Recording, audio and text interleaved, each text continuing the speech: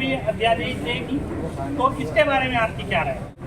ये सीधा हमारे कॉन्स्टिट्यूशन पे अटैक है और फेडरलिज्म जो हमारे कॉन्स्टिट्यूशन में जिसको बहुत मजबूती दी गई है, सब जगह एक ही समान वो नहीं रहेगा। इससे जो प्रदेश है और जो छोटे प्रदेश हैं उनके अलग तरीके के जो मामले रहते हैं, उससे ध्यान हटकर सिर्फ एक ही पॉलिसी बनी जाएगी जो हमारे पूरे देश पर लागू होगी।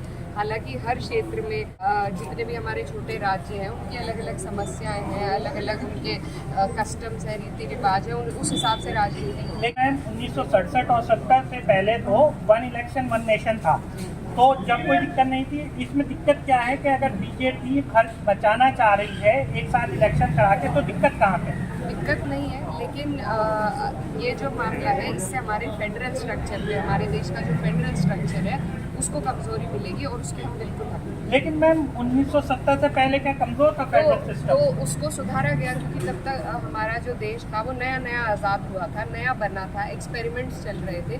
तो फिर ये बेहतर समझा गया कि फेडरल स्ट्रक्चर को, सेंट्रलाइजेशन हमें नहीं चाहिए, हमें फेडरल स्ट्रक्चर मजबूत चाहिए। लेकिन ये स्ट्रक्चर की वजह से नहीं हुआ था, असेंबली भंग की गई थी, उसकी वजह से हुआ था। बिल्कुल, और तब से अब यही हमारे यहाँ का दस्तूर है और हर राज्य की अलग राजनीति है। अगर सारे चुनाव एक साथ होंगे तो राज्य के जो विशेष मुद्दे हैं उन पर ध्यान नहीं जाएगा। मैम जो वक्फ बोर्ड का संशोधन बिल आया है उस पर आपकी क्या राय है? देखिए, उसके तो हम पुरजोर तरीके से खिलाफ हैं और खिलाफत रहेगी। ये हमारे जो अपनी जो चैरिटेबल पर्सनल बोर्ड की ट्रस्ट है उस पर एक सीधा अटैक है। ये मुसलमानों के हक और हुकूकों पर अटैक है जिसका हम पुरजोर तरीके से विरोध करते हैं। लेकिन मैम ये तो आधा सच है, बीजेपी जो कर रही है वो गवर्निंग बॉडी में ला रही है डीएम को सांसद या जो मिनिस्टर्स होते हैं वो कवर कर सकते हैं, सरकारें बदलेंगी।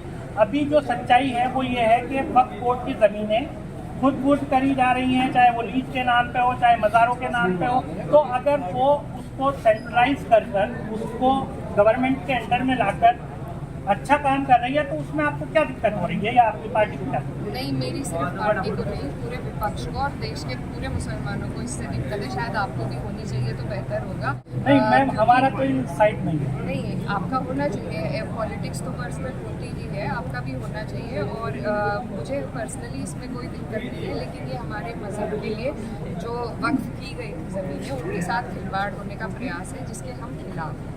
और इसमें डीएम को लाकर किसी भी और चैरिटेबल ट्रस्ट में, चाहे आप सिख प्रबंधन कमेटी हो, किसी मंदिर की प्रबंधन कमेटी हो, वहाँ पर ना तो कोई डीएम उसका मेंबर होता है, ना किसी और मजहब के लोग उसके मेंबर होते हैं। ये एक प्राइवेट चैरिटेबल ट्रस्ट है और वक्फ बोर्ड भी उसी तरीके से है। तो इसमें जो भी अंदर से रिफॉर्म्स आने होंगे उसके लिए वो सजेशन दे सकते हैं। हम खुद रिफॉर्म्स करेंगे, जो इंटरनल बॉडी है वो अपने आप रिफॉर्म्स करेगी। सरकार को ज़रूरत नहीं है हर चीज़ में दखल देने की।